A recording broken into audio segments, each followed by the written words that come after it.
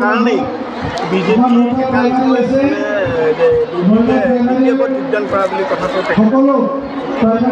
নিৰ্বাচনৰ আগত এনেকুৱা যোগদানৰ ড্ৰামাবিলাক চলি থাকিব। মই ইতিমধ্যে কৈছোঁ যে কেইদিনমান পিছত ভৈৰৱকুণ্ডত আমাৰো গণসমাৱেশ হ'ব, তাতো যোগদান দেখিব লাগিব। কিন্তু কথাটো হৈছে কি, আজি যেনেধৰণে এটা গণসমৰ্থন আপোনালোকে দেখিছে অকল কইৰাবাৰী সমষ্টিৰে, য'ত UPPLৰ MCLA নাই, বিজেপিৰ MCLA আছে আৰু বিজেপিৰ জনগণৰ ৰাইজ ইয়াত অহা নাই। যৌথভাৱে যদি আমি গণসমাৱেশ কৰিব লাগে তেতিয়া ইয়াতকৈ 3 গুণ বেছি ইয়াত গণসমাৱেশ হ'ব। ভৈৰৱকুণ্ড আমি BPFে যিটো এটা খেল দেখুৱাই আছে, আমি আৰু কেইদিনমান পিছতে এইটো আকৌ এই খেলবিলাকক নোহোৱা কৰিব আৰু জীয়াই থকাৰ ছাৰ্ভাইভেলৰ এটা সংগ্ৰাম কৰি আছে। BPF কেনেকৈ বচাই ৰাখিব পৰা যায় আৰু BPFৰ ভিতৰত যিটো আভ্যন্তৰীণ সংঘাত সেইটো বৃদ্ধি হৈছে নেতৃস্থানীয় ব্যক্তিসকলৰ মাজতে। আৰু বহুতখিনি নেতা যিসকলে BPF প্ৰতিষ্ঠা কৰাৰ পৰা আৰম্ভ কৰি পেলাই আছিলে, এই নিৰ্বাচনত হয়তোবা তেওঁলোকে BPFৰ কাৰণে কাম নকৰে, এনেই বহি থাকিব কিন্তু BPFৰ কাৰণে কাম নকৰে। তো BPF একেবাৰে চেডলি বেডলি হৈ গৈছে, ইণ্টাৰনেলি ইমান ভাঙি গৈছে BPF।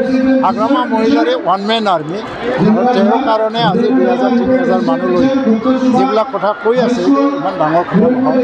কাৰণ দিল্লী আৰু দিছপুৰ ইয়াতে এটাই চৰকাৰ আছে, তাই চৰকাৰৰ লগত যি আহিব অসমতো এইটোৱেই হ'ব। কাৰণ যিটো এটা জনপ্ৰিয়তা বিজেপিৰ প্ৰতি সমগ্ৰ অসমত হৈছে, NDA চৰকাৰৰ প্ৰতি যিটো আস্থা, ইয়াত আৰু কোনো বিকল্প নাই। প্ৰাক্তন মন্ত্ৰী সন্তোষ ব্ৰহ্ম এইটো দলত আহিব পাৰে নেকি? নাই, মই এইটো শুনি আছোঁ সংবাদ মাধ্যমৰ থ্ৰুৱেদি আৰু বহুত পৰ্যায়ত এইটো আলোচনা কিবা এটা হৈ থকা বুলি শুনিছোঁ। কিন্তু এই বিষয়ত মই এতিয়া শতাংশ একো ক'ব নোৱাৰোঁ। কিন্তু চন্দনৰ দৰে বহুতকেইটা নেতা হাগ্ৰামাৰ লগত কাম কৰিবলৈ ইচ্ছুক নহয়। এতিয়া তেওঁলোকে যদি UPPLক সহায় কৰিবলৈ যদি আহে, প্ৰথম কোনো চৰ্ত ল'ব নালাগে। চৰ্তবিহীনভাৱে আহি পেলাই আমাক যদি সহায় কৰিবলৈ কাম কৰে, আমাৰ ক'ব লগা একো নাই। কিন্তু এইটো চৰ্তবিহীন হ'লে ভাল চবে, কাৰণ যোগদান কৰিব UPPLৰ আদৰ্শক ভাল পাই হ'লে যোগদান কৰে, তাত চৰ্ত থকাৰ কোনো প্ৰশ্ন নাথাকে।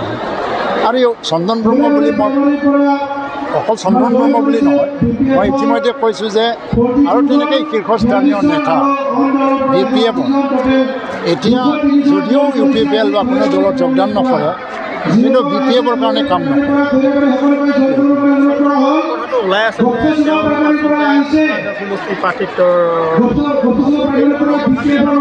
ময়ো সংবাদ মাধ্যমৰ পৰা শুনি আছোঁ।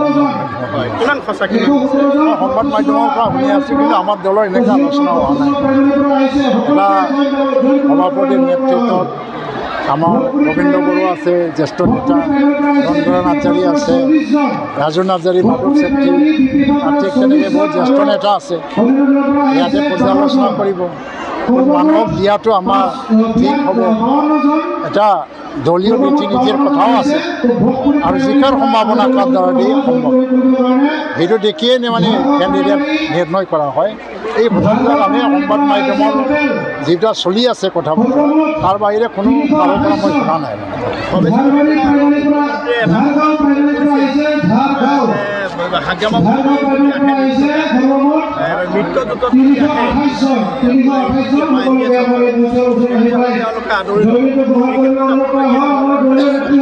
মিত্ৰজোঁটত অহাৰ কথা হোৱা নাই।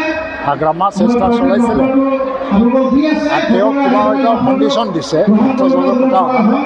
কিন্তু হাগ্ৰামা এনেওতো NDAক ভোট দি আছে, ৰাজ্যসভা নিৰ্বাচনত বিনা চৰ্তত ভোট দিয়া নাই।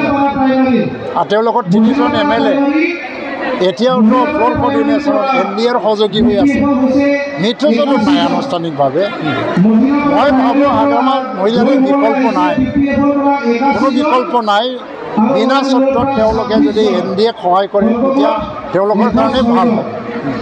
কিন্তু NDA মিত্ৰজোঁটত আহিলে নিশ্চয় আহাৰ যদি কথা হয়, অসমৰ মুখ্যমন্ত্ৰী ডক্টৰ হিমন্ত বিশ্ব শৰ্মা, ভৱেশ কলিতা ডাঙৰীয়া, বিজেপি ৰাজ্যিক সভাপতি কেন্দ্ৰীয় সভাপতি তেওঁলোকে UPPL লগত নিশ্চয় আলোচনা কৰিব।